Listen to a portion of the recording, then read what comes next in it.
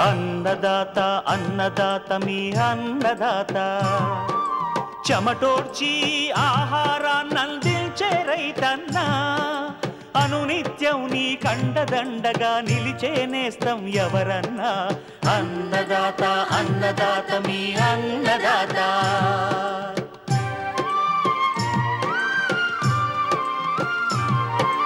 నూతన రీతుల సాగుబడికి నూరింతలు పెరిగే దిగుబడికి సూచనలిచ్చే సస్య రక్షణకు పశు పోషణకి శాస్త్ర విజ్ఞానం అందించి ముందుకు నడిపే తెలుగు రైతు భారతదేశానికి మకుటం అయ్యేలా తీర్చిదిద్దే ఆశయంతో మిమ్ము మేలు కొలిపేది అన్నదాత అన్నదాత అన్నదాత మీ అన్నదాత అన్నదాత అన్నదాత మీ అన్నదాత. అన్నదాత ప్రేక్షకులకు నమస్కారం. ఈనాటి ముఖ్యాంశాలు: వేసవి వేరుశెనగలో ఎరువుల యాజమాన్యం, క్యాబేజీ కాలీఫ్లవర్ పంటల్లో చీడపీడల నివారణకు సమగ్ర సస్యరక్షణ పద్ధతులు, పశువుల్లో ఈసుకుపోయే రోగం బ్రూసెల్లోసిస్, ఇంకా జై కిసాన్ వ్యవసాయ సమాచారం.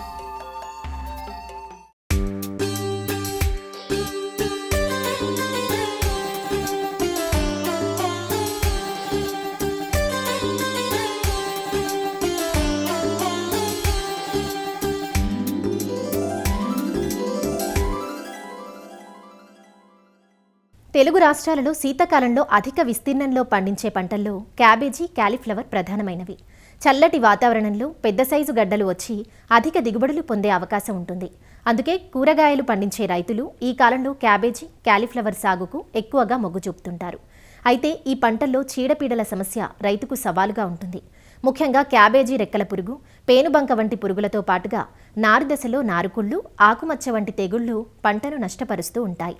వీటి నివారణకు పర్యావరణ హితమైన సమగ్ర సస్యరక్షణ పద్ధతులను ఆచరించాలంటూ వివరాలు తెలియజేస్తున్నారు ఆచార్య ఎన్జీ రంగా వ్యవసాయ విశ్వవిద్యాలయం, పార్వతీపురం మన్యం జిల్లా ఉద్యాన కళాశాల assistant professor doctor Pradeep Kumar.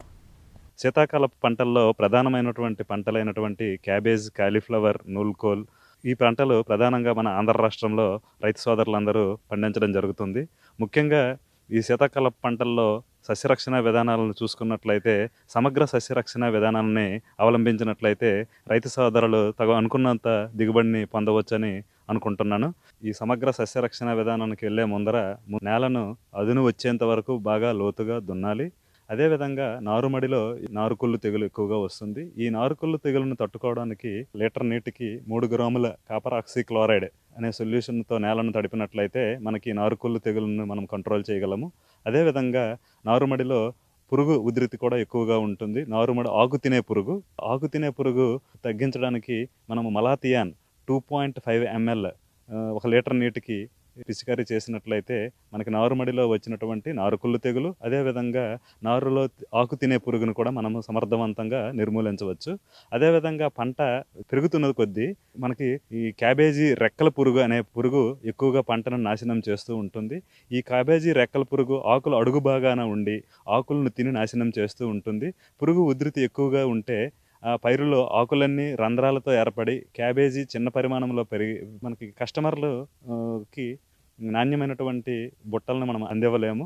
అందువలన ఈ క్యాబేజీ రెక్కల పురుగును కంట్రోల్ చేయడానికి లీటర్ నీటికి ఎసిపేట్ 1.5 గ్రాములు కానీ 0.3 ml స్పైనోసాడ్ని కలిపి కోతకి 15 రోజులు ముందర మనము పిచికారీ చేసినట్లయితే మనం ఈ క్యాబేజీ రెక్కల పురుగు నుండి మనం సమర్థవంతంగా నిర్మూలన చేయొచ్చు. అదేవిధంగా పేనుబంక పురుగు అనేది కూడా ఒక సమస్యగా ఉంది.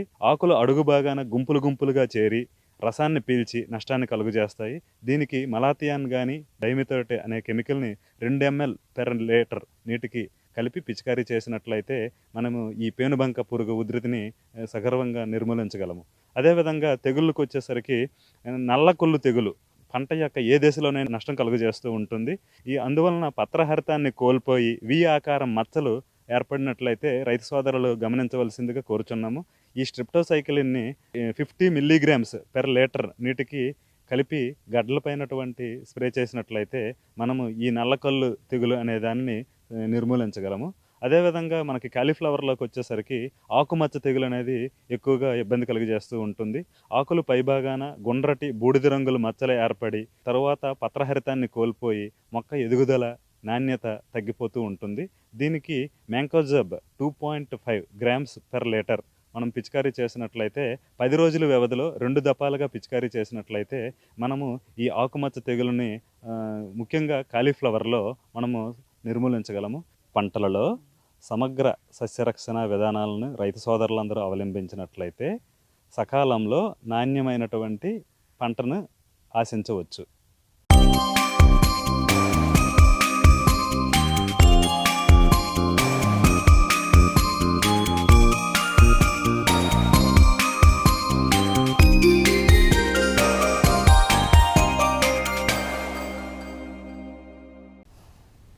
ఉభయ తెలుగు రాష్ట్రాల్లో అత్యధికంగా పండించే నూనె గింజల పంట వేరుశెనగ. వేరుశెనగను అన్ని కాలాల్లోనూ సాగు చేస్తున్నప్పటికీ రబీ వేసవిలో సాగు చేసే వేరుశెనగ నుంచి అధిక దిగుబడులు పొందే వీలుంటుంది.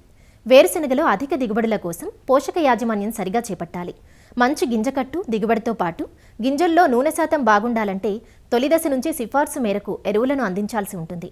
మరి రబీ వేసవి వేరుశెనగలో ఎరువుల యాజమాన్యం గురించి సూచనలు ఇస్తున్నారు ప్రొఫెసర్ జయశంకర్, తెలంగాణ రాష్ట్ర వ్యవసాయ విశ్వవిద్యాలయం, నాగర్ కర్నూలు జిల్లా పాలెం కృషి విజ్ఞాన కేంద్రం శాస్త్రవేత్త డాక్టర్ టి ప్రభాకర్ రెడ్డి. ప్రస్తుత వేరుశెనగ పంటలో పోషక యాజమాన్యం గురించి తెలుసుకుందాం. ప్రస్తుతం ఈ వేరుశెనగ పండించే భూములన్నీ కూడా తేలిక నేలలు, ఇసుక ఎక్కువగా ఉండే ఎర్రచిలక నేలలు ఉన్నాయి. ఈ నేలల్లో సేంద్రియ కర్బనం అనేది చాలా తక్కువగా ఉంటుంది. సో ఇలాంటి నేలల్లో మనం వేరుశెనగ పండిస్తున్నప్పుడు తప్పనిసరిగా పంట విత్తే ముందు ఒక ఎకరాకి 3 నుంచి 4 టన్నుల వరకు సేంద్రియ ఎరువులు వేసుకోవాలి. దాంతోపాటు రసాయన ఎరువుల యాజమాన్యం కనుక చూసినట్లయితే ఒక ఎకరాకు 18 కిలోల యూరియా, 100 కిలోల సూపర్ ఫాస్ఫేట్, దాంతోపాటు 33 కిలోల మ్యూరేట్ ఆఫ్ పొటాషియం వేసుకోవాల్సిన అవసరం ఉంటుంది. సిఫారసు చేయబడిన యూరియాను 2 భాగాలుగా చేసుకొని 18 కిలోల యూరియాను మనకు విత్తేటప్పుడు అంటే విత్తక ముందు వేసుకోవాలి. తర్వాత మిగిలిన 18 కిలోల యూరియాను విత్తిన 25 రోజుల తర్వాత తొలిపూత దశలో వేసుకోవాల్సిన అవసరం ఉంటుంది. దాంతోపాటు సిఫారసు చేయబడిన మొత్తం భాస్వరాన్ని అంటే 2 బ్యాగుల సింగిల్ సూపర్ ఫాస్ఫేట్ని మనం విత్తుకునే ముందు వేసుకోవాలి. దీంతోపాటు సిఫారసు చేయబడిన 33 కిలోల మ్యూరేట్ ఆఫ్ పొటాషియం కూడా విత్తుకునే ముందు వేసుకోవాలి. ద్వితీయ పోషకాలైన కాల్షియం మరియు సల్ఫర్ కూడా ఈ యొక్క వేరుశెనగ పంటకు చాలా అవసరం. ముఖ్యంగా వేరుశెనగలో కాల్షియం లోపం కనిపించినప్పుడు ఈ యొక్క లేత ఆకులు వంగిపోయి ఎండిపోవడం జరుగుతుంది. సో ఈ యొక్క కాల్షియం లోపం వల్ల ఈ యొక్క కాయ అనేది డొల్లకాయలు ఏర్పడటం, గింజలు నిండకపోవటం ఇది ప్రధానంగా గమనించడం జరుగుతుంది. దాంతోపాటు గంధకం లోపం వల్ల ఈ యొక్క లేత ఆకులు అనేది పసుపు రంగులోకి మారిపోయి చిన్నవిగా మారిపోవడం మనం గమనిస్తూ ఉంటాము. దీంతోపాటు నూనె శాతం తగ్గిపోవడం కూడా మనం గమనిస్తూ ఉంటాం. సో ఈ వేరుశెనగలో కాల్షియం మరియు గంధకం లోపాన్ని నివారించుకోవడానికి పంట 45 రోజుల దశలో ఊడలు దిగే సమయంలో ఒక ఎకరాకి 200 కిలోల వరకు కూడా ఈ యొక్క జిప్సంను వేసుకోవాల్సిన అవసరం ఉంటుంది. ఈ జిప్సంలో కాల్షియం మరియు గంధకం ఉండటం వల్ల ఈ యొక్క లోపాలని అధిగమించి ఈ యొక్క కాయ అనేది నిండుగా రావటము, గింజ అనేది గట్టిపట్టడం అనేది జరుగుతుంది. దీంతోపాటు నూనె కూడా అధిక శాతం, ఉత్పత్తి శాతం అనేది అధికంగా రావడం జరుగుతుంది. దీంతోపాటు సూక్ష్మ పోషక లోపాలు కూడా వేరుశెనగలు ఎక్కువగా గమనించడం జరుగుతుంది. ఇనుపధాతు లోపం మొదటి 30 రోజుల్లో గమనిస్తుంది. ముఖ్యంగా నల్లరేగడి నీళ్ళల్లో అధికంగా తేమ ఉన్న పరిస్థితుల్లో, దాంతోపాటు ఎక్కువగా వర్షపాతం ఉన్న పరిస్థితుల్లో, పంట విత్తినప్పుడు ఎక్కువ వర్షపాతం ఉన్న పరిస్థితుల్లో ఈ యొక్క ఇనుపధాతు లోపం అనేది గమనించడం జరుగుతుంది. సో దీనివల్ల ఆకులన్నీ కూడా తెల్లగా మారటం, చిన్నవిగా మారటం, లోప తీవ్రత ఎక్కువగా ఉన్నప్పుడు ఈ యొక్క ఆకులన్నీ కూడా కంప్లీట్గా తెల్లగా మారి ఎండిపోవడం జరుగుతుంది. సో ఈ యొక్క ఇనుపధాతు లోపాన్ని నివారించుకోవడానికి 1 లీటర్ నీటికి 5 గ్రాములు అంటే ఒక ఎకరాకి 1 కిలో అన్నబేది, దాంతోపాటు 200 గ్రాముల సిట్రిక్ యాసిడ్, అంటే సిట్రిక్ యాసిడ్ అందుబాటులో లేని పరిస్థితుల్లో 1 నిమ్మకాయ రసాన్ని కూడా మనం పిండి ఈ యొక్క ఇనుపధాతు లోపాన్ని నివారించుకోవడానికి మనం ఈ యొక్క అన్నబేదిని పిచికారీ చేసుకోవాల్సిన అవసరం ఉంటుంది. దాంతోపాటు పంట విత్తిన 30 రోజుల తర్వాత జింకుధాతు లోపం గమనించే అవకాశం ఉంటుంది. సో ఈ జింకుధాతు లోపం గమనించినప్పుడు ఈ యొక్క ఆకులన్నీ కూడా చిన్నవిగా మారిపోవడం, ఆకుల చారలు పసుపు రంగులోకి మారిపోవడం, ఆకులు మందంగా దళసరిగా మారిపోవడం అనేది గమనిస్తూ ఉంటాం.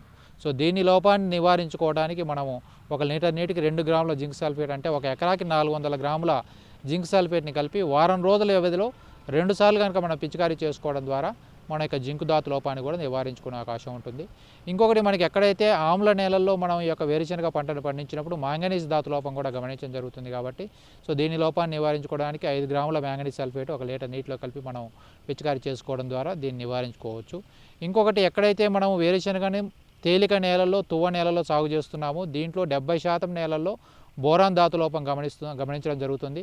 ఈ యొక్క బోరాన్ ధాతు లోపం గమనించినప్పుడు ఈ వేరుశనగలో ఈ యొక్క ఆకులు చిన్నవిగా మారిపోవటము, కాయల మధ్యలో నలుపు రంగు రావటము, దీనికి సంబంధించిన ఆఫ్లోటాక్సిన్ కంటెంట్ అనేది పెరిగిపోవడం మనం గమనిస్తూ ఉన్నాం. దీంతోపాటు పూత రాలిపోవడం కూడా ఈ యొక్క బోరాన్ ధాతు లోపం వల్ల ఎక్కువగా గమనించడం జరుగుతుంది. కాబట్టి దీని ధాతు లోపాన్ని నివారించుకోవడానికి పంట విత్తేటప్పుడు 15 కిలోల బోరాక్సిన్ మనము విత్తేటప్పుడు వేసుకోనే అవకాశం ఉంటుంది. లేదంటే పంట పైపాటుగా మనం బోరాన్ ధాతు లోపం గమనించినప్పుడు 1 లీటర్ నీటికి 1.5 గ్రాముల బోరాక్స్ని కలుపుకొని మనం పిచికారీ చేసుకోవడం ద్వారా మనం 300 గ్రాములు 1 ఎకరాకి పిచికారీ చేసుకోవడం ద్వారా ఈ బోరాన్ ధాతు లోపాన్ని కూడా మనం నివారించుకునే అవకాశం ఉంటుంది.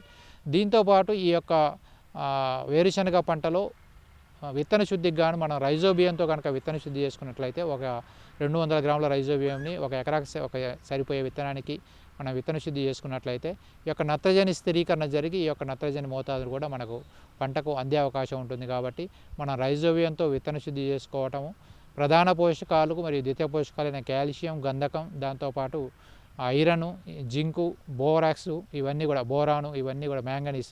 సో ప్రధాన పోషకాలు మరియు సూక్ష్మ పోషకాలు సరైన పరిస్థితిలో సరైన సమయంలో కనుక మన పంటకు అందించినట్లయితే వేరుశనగలు అధిక దిగుబడులు సాధించుకునే అవకాశం ఉంటుంది.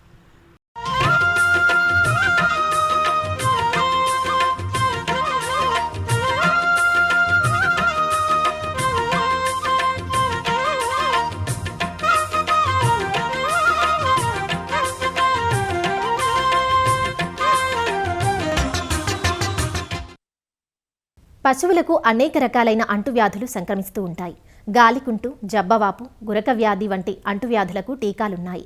బ్రూసెల్లోసిస్ ఈ వ్యాధి సోకితే పశువులు ఈసుకుపోతాయి. అందుకే దీనిని ఈసుకుపోయే రోగం అంటుంటారు. బ్యాక్టీరియా వల్ల ఈ వ్యాధి సోకుతుంది. ఆ పశువు మలినాల ద్వారా షెడ్డులో ఉన్న ఇతర పశువులకే కాదు మనుషులకు కూడా సంక్రమిస్తుంది. అందువల్ల బ్రూసెల్లోసిస్ వ్యాధి పట్ల పాడి రైతులందరూ అవగాహన పెంచుకోవడం ఎంతైనా అవసరం. బ్రూసెల్లోసిస్ వ్యాధి లక్షణాలు, నివారణ గురించి రంగారెడ్డి జిల్లా ఇబ్రహీంపట్నం పరిధిలోని వెలిమినేడు పశు వైద్యశాల పశు వైద్యులు డాక్టర్ వై ఆనందరెడ్డి నుంచి తెలుసుకుందాం.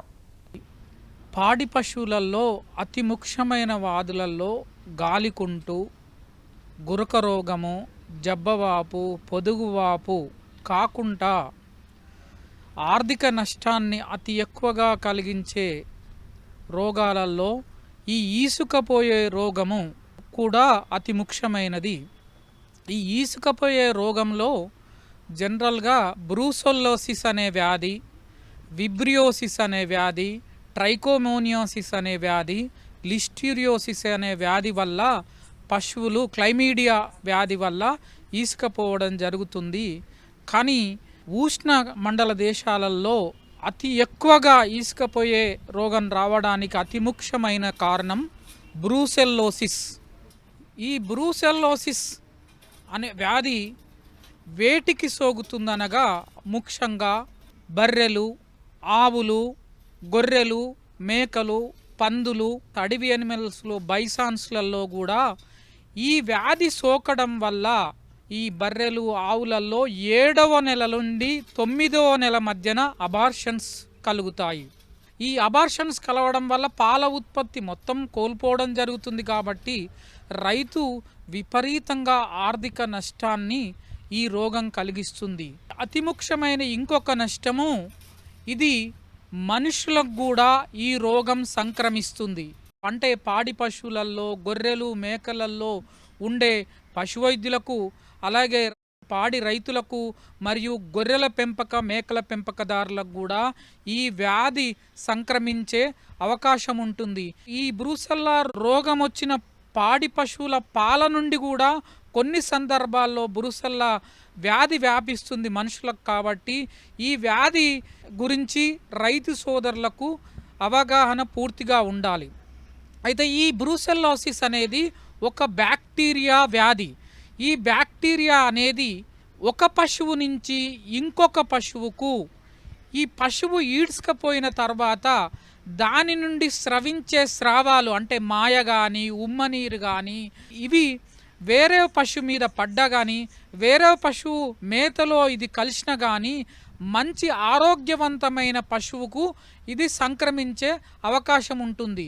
ఇంతకుముందు ఒక మిస్న్యూమర్ ఏంటంటే బుల్స్ ద్వారా సంక్రమిస్తుంది అనేది అనుకునేవారు, కానీ ఈ లేటెస్ట్ రీసెర్చ్ ప్రకారం ఇది ఒక పశువు నుంచి ఇంకో పశువుకు అంటుకోవడం ద్వారా మరియు ఇంజెక్షన్ అంటే ఆ మాయపడిన పదార్థాలు తినడం ద్వారా ఇంకో ఆరోగ్యవంతమైన పశువుకు వస్తుందని ఈ మధ్యన రీసెర్చ్లో తెలుసుకోవడం జరిగింది. రోగ లక్షణాలు పశువుకి ఎలా ఉంటుందంటే ఇన్ఫెక్టెడ్ మాయ తిన్న తర్వాత పశువు శరీరంలో అంటే హెల్తీ ఆవు కానీ బర్రె శరీరంలో కొన్ని రోజులు ఒక 4-5 రోజుల తర్వాత జ్వరం పెరగడం జరుగుతుంది. కొన్నిట్లలో జ్వరం పెరగదు, కానీ ఈ బ్యాక్టీరియా దాని శరీరంలో మల్టిప్లై లింఫ్ గ్రంథులలో చేరుతుంది. కొన్నిసార్లు కీళ్ళల్లో చేరడం జరుగుతుంది. తర్వాత గర్భసంచి లింఫ్ గ్రంథులలో చేరడం జరుగుతుంది. అది కట్టిన తర్వాత 6వ నెల నుంచి 9వ నెల 10వ నెల మధ్యకాలంలో ఇది ప్లాసెంటాకు అంటే మాయకి ఇన్ఫెక్ట్ అయి మాయ చనిపోవడం జరుగుతుంది. దానితో పాటే దూడ కూడా చనిపోయి ఈడ్చుకపోవడం జరుగుతుంది. అయితే ఇది ఎక్కువగా ఈ పెద్ద డైరీ ఫామ్స్, ఎందుకంటే అవి దగ్గర ఉదాహరణకు 30, 40, 20 పశువులున్న ఫామ్లలో అవి పక్కనే కట్టివేయడం జరుగుతుంది. అదే ఊర్లలో ఒక 4-5 పశువులు ఉంటాయి, దూరం కట్టివేయడం జరుగుతుంది. దానికి సంక్రమించే అవకాశం తక్కువ ఉంటుంది. కానీ పెద్ద డైరీ ఫామ్స్లలో కొత్త ఎనిమల్స్ తేవడం జరుగుతుంది. ఈ కొత్త ఎనిమల్స్లలో దబ్బుకున్న బ్రూసెల్లా ఉంటే ఈ పశువు నుండి మిగతా ఆ ఫామ్లో ఉన్న అన్ని పశువులు ఎఫెక్ట్ అయ్యి దాదాపు ఫస్ట్ టైం ఎఫెక్ట్ అయినప్పుడు ఆ ఫామ్లో 30 నుంచి 50% వరకు అబార్షన్స్ అయ్యే అవకాశం ఉంటుంది. తర్వాత ఈతలలో మాత్రం అబార్షన్స్ ఉండవు, కానీ పశువు ఈ రోగాన్ని కలగజేసే క్రిములని ఈ మాయ డిశ్చార్జెస్ ద్వారా వేరే పశువులకు మాత్రం సంక్రమింపజేస్తుంది. కాబట్టి రైతు సోదరులు ఈ బ్రూసెల్లా వ్యాధి లేని పశువులను మాత్రమే మనం తెచ్చుకోవాల్సి ఉంటుంది. బ్రూసెల్లాకు మరి చికిత్స ఉందంటే చికిత్స అనేది బ్రూసెల్లా వ్యాధికి చేయడం ఇంపాసిబుల్. ఓన్లీ నివారణ మాత్రమే ఈ బ్రూసెల్లాకు చూసుకోవాలంటే మనం కొత్త పశువుని మన ఫామ్లో ఇంట్రడ్యూస్ చేసేటప్పుడు కంపల్సరీ దాని హిస్టరీ తెలుసుకోవడము, బ్లడ్ టెస్ట్ చేపియడము. ఈ బ్లడ్ టెస్ట్లో పాజిటివ్ బ్రూసెల్లా వస్తే మాత్రం ఆ పశువుని మన పశువులలో కలవడం చేయొద్దు. వీలుంటే ఈ మధ్యన టెస్ట్ కిట్లు కూడా దొరుకుతున్నాయి. ఈ టెస్ట్ కిట్లో ఏంటంటే రక్తాన్ని ఒక డ్రాపు ఈ టెస్ట్ కిట్లో వేయడం వల్ల రోగం బ్రూసెల్లా ఉంటే 2 లైన్లు రావడం, రోగం లేకుంటే 1 లైన్ రావడం అనేది జరుగుతుంది. దాదాపు 100 రూపాయలు 150 రూపాయలు ఈ టెస్ట్ కిట్ ఉంటుంది. కాబట్టి దబ్బుకున్న కొత్త పశువులు తెచ్చుకునే వాళ్ళు ఆ పశువులకు కూడా ఈ టెస్ట్ చేయడం అనేది చాలా సులువు. ఈ టెస్ట్ చేసి ఆ రోగం లేని పశువులనే మన ఫామ్లోకి ఇంట్రడ్యూస్ చేయడం వల్ల ఈ రోగం అనేది రాకుండా చేయవచ్చు.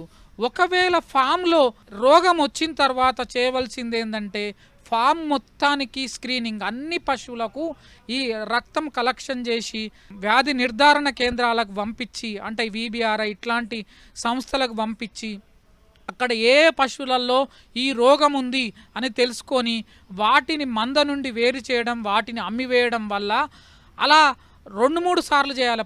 ప్రతి 6 నెలలకోసారి ఆ మందలో టెస్ట్ చేపించడము, ఏదైనా టెస్ట్లో పాజిటివ్ వస్తే వాటిని తీసేయడం వల్ల నెక్స్ట్ ఫర్దర్గా వేరే పశువులకు అంటే అవకాశం లేకుండా చేసుకోవచ్చు.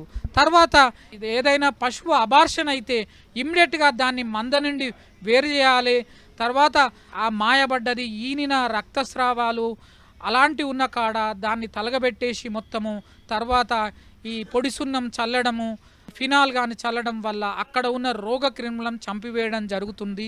అలాగే మన మిల్క్ని టెస్ట్ చేయడం వల్ల కూడా ఈ రోగం మన ఫామ్లో ఉందా అనేది తెలుసుకోవడం జరుగుతుంది. ఈ మిల్క్ రింగ్ టెస్ట్ పాజిటివ్ వస్తే ప్రతి ఎనిమల్కు మనం ఈ స్క్రీనింగ్ చేసి ఈ బ్రూసెల్లా ఉన్న పశువులని మనం మంద నుండి తీసివేసి ఈ రోగాన్ని మనము సమర్థవంతంగా నిర్మూలించవచ్చు. అలాగే దీనికి చికిత్స లేదు, కానీ నివారణ చర్యల్లో భాగంగా టీకాలు వేయడం, ఎందుకంటే ప్రభుత్వ ఆధ్వర్యంలో ఈ బ్రూసెల్లా టీకాలు ప్రతి సంవత్సరం వేయడం జరుగుతుంది. ఇది 4 నుండి 8 నెలల దూడలకు ఈ బ్రూసెల్లా టికాఫుడ్ వ్యాక్సిన్ అనేది వేస్తున్నారు. ఈ టీకాలు వేయడం వల్ల అది పెరిగిన తర్వాత ఆ పశువుకు రోగం వచ్చే అవకాశం ఉండదు. ఇది పశువులకు అబార్షన్ రోగము నిర్మూలించడమే కాకుండా ఈ రోగం మనుషులకు కూడా సోకుతుంది. మనుషులకు సోకితే దీన్ని మాల్టా ఫీవర్ అంటారు, అండులెంట్ ఫీవర్ అంటారు. ఈ రోగం సోకిన మనిషికి జ్వరం రావడం, ఇంటర్మిటెంట్ ఫీవర్ రావడము, కొన్నిసార్లు ప్రాణాంతకంగా కావడం కూడా జరుగుతుంది.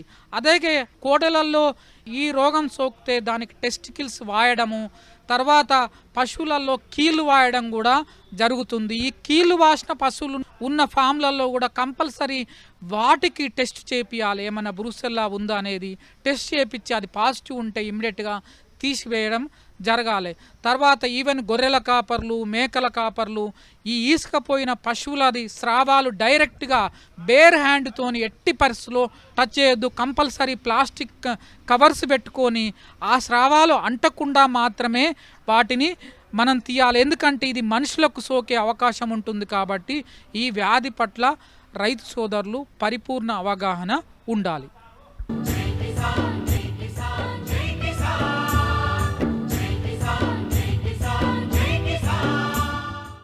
వ్యవసాయ సమాచారం ఇప్పుడు జై కిసాన్లో చూద్దాం. ఎన్టీఆర్ జిల్లా చందర్లపాడు మండలం కాసరబాదకు చెందిన అభ్యుదయ రైతు వాసిరెడ్డి సాంబశివరావు తనకున్న సాగు క్షేత్రంలో వివిధ రకాల పంటలు పండిస్తున్నాడు. సాధారణ పంటల సాగు కంటే అంతర పంటలతో అదనపు ఆదాయం వస్తుందని భావించి ఆ దిశగా అడుగులు వేశాడు. 3 ఏళ్ల కిందట ఎకరంలో ఎర్రచందనం, శ్రీగంధం, 2 ఎకరాల్లో పామాయిల్ సాగు చేశాడు. వీటిలో అంతరంగా టిష్యూ కల్చర్ అరటి మొక్కలను తెచ్చి నాటుకున్నాడు. ఒక్కో మొక్క 15 రూపాయల చొప్పున ఎకరాకు 1000 మొక్కలు నాటుకున్నట్లు రైతు చెబుతున్నాడు. అరటి సాగులో మొదటి సంవత్సరం పెట్టుబడులు అధికంగా ఉన్నా మిగతా 2 ఏళ్లు మొక్క కొనుగోలు ఖర్చు ఉండదు. కనుక ఖర్చులు తగ్గుతాయని, ఆయిల్ పామ్ 3వ సంవత్సరం నుంచి దిగుబడులు మొదలవుతాయి. కాబట్టి ఈలోగా అంతర పంట నుంచి ఆదాయం వస్తుందని రైతు తెలిపాడు. పొలంలో నీటి కుంటను ఏర్పాటు చేసుకుని డ్రిప్ విధానంలో మొక్కలకు నీరందిస్తున్నాడు. ప్రస్తుతం పొలం వద్దే అరటి గెలలు విక్రయిస్తున్నానని, అరటి మంచి ఆదాయాన్ని అందిస్తుందని రైతు సంతోషం వ్యక్తం చేస్తున్నాడు. నేను గత 3 సంవత్సరాల క్రితం పామాయిల్లో అంతర పంటగా టిష్యూ కల్చర్ అరటి తీసుకొచ్చి నాటామండి. హైదరాబాద్ నుంచి ఒక్కొక్క మొక్క 15 రూపాయలు చేసి తీసుకొచ్చాం. ఎకరానికి 1000 మొక్కలు పడతాయండి. గెల ఒకటి సుమారు 200 రూపాయల దగ్గర చేంజ్ దగ్గర తీసుకెళ్తున్నారు. మంచి మార్కెట్ ఉంటే ఇంకా ఎక్కువ వస్తుంది. ఎకరానికి 2 లక్షల రూపాయల ఆదాయం వస్తుంది. మొదటి సంవత్సరం మాత్రం ఎకరానికి ఒక 50,000 ఖర్చు ఉంటుంది. తర్వాత 2వ సంవత్సరం, 3వ సంవత్సరం 20,000 చొప్పున ఖర్చు ఉంటుంది. మిగిలినంతా నాకు సంవత్సరానికి ఎకరానికి 1,50,000 రూపాయలు నికరంగా మిగులుతున్నాయి. పశువులేరు బాగా తోలుకొని పశువులేరుతో పాటు ఎకరానికి ఒక 10 బస్తాలు మెన్యూ చేస్తే సరిపోతుంది. అరటి టిష్యూ వల్ల డ్రిప్ వేసాం. ఈ డ్రిప్ వల్ల నీటి ఇబ్బంది లేకుండా ప్రతిరోజు అన్ని చెట్లకి సరిపోని వెళ్తుంటాయి. అదేవిధంగా పామాయిల్ అంతర పంట కాబట్టి 3 సంవత్సరాల తర్వాత అరటి తీసేస్తే పామాయిల్ మనకు పంట చేతికి వస్తుంది. పామాయిల్ పంట ఎకరానికి 10 టన్నుల దాకా పండుద్ది. ఇది ఒకసారి వేస్తే 30 సంవత్సరాల వరకు ఈ పామాయిల్ కూడా ఉంటుంది. అదేవిధంగా నేను శ్రీగంధం, ఎర్రచందనం కూడా వేసాను. వాటిలో కూడా అంతర పంటగా టిష్యూ కల్చర్ అరటి మొక్కలు నాటాను. ఈ అరటి వల్ల నాకు సుమారు ప్రతి సంవత్సరం ఎకరానికి 1,50,000 రూపాయలు నికరాదాయం వస్తుంది, ఖర్చులు పోను. అరటి అయిపోయిన తర్వాత మళ్ళీ తీసుకొచ్చి మళ్ళీ వేద్దామని ఆలోచనలో ఉన్నాను. 3 సంవత్సరాలకు ఒకసారి వేసుకుంటే సరిపోతుంది మొక్కలు. సాగులో రసాయనాలను తగ్గించి సహజ విధానాలను ఆచరించడం ద్వారా అరటి దిగుబడుల నాణ్యత బాగుందంటూ రైతు చెబుతున్నాడు. ఖర్చులు పెరిగిపోయిన ప్రస్తుత నేపథ్యంలో ఏక పంటల సాగు కంటే అంతర పంటల సాగే రైతులకు కలిసి వస్తుందంటూ తన అభిప్రాయం వ్యక్తం చేస్తున్నాడు. మరిన్ని విభిన్న అంశాలతో రేపటి అన్నదాతలో మళ్ళీ కలుసుకుందాం. అంతవరకు సెలవు, నమస్కారం. అన్నదాతలు తమ సందేహాలు, సమస్యలను 1800-425-4085 టోల్ ఫ్రీ నెంబర్లో ఉదయం 10 నుంచి 11 గంటల మధ్య పని దినాలలో సంప్రదించగలరు. ఈ కార్యక్రమాన్ని యూట్యూబ్లో www.youtube.com/అన్నదాత ఈటీవీ లింక్ ద్వారా వీక్షించవచ్చు. అన్నదాత కథనాలు ఈటీవీ విన్ మొబైల్ యాప్లో వీక్షించండి.